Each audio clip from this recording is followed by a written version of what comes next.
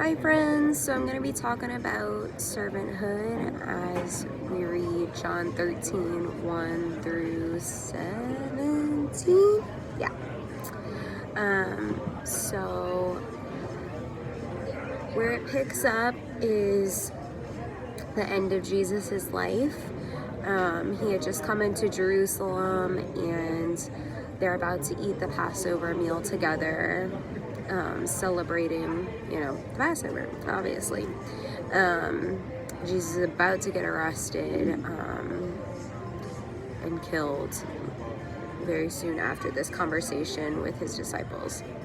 The author is John, one of his closest disciples. I'm looking at my computer, by the way.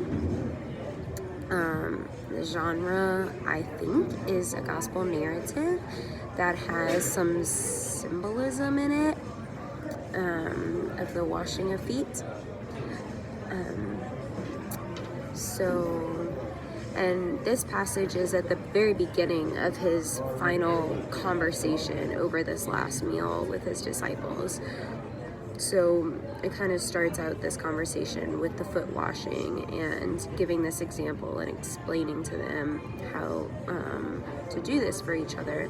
And then Jesus continues to share some truths and promises with them for how they can live abundantly after he leaves.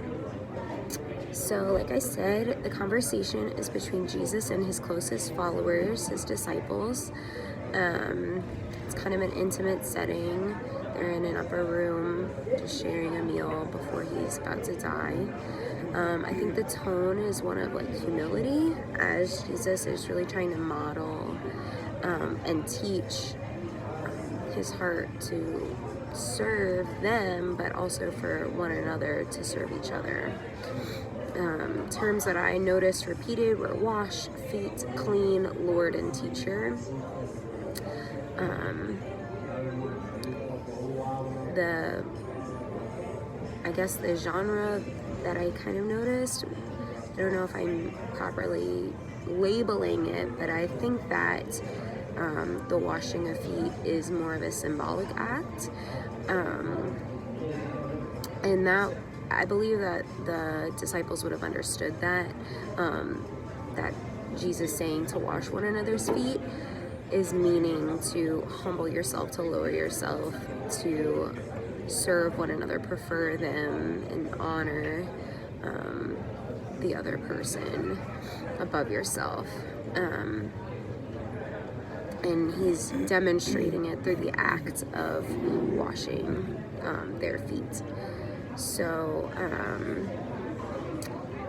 and I don't really have anything else to comment on that part. I guess just for the application, I don't really believe that Jesus is calling us to actually wash each other's feet, though I think it can be a really beautiful symbol.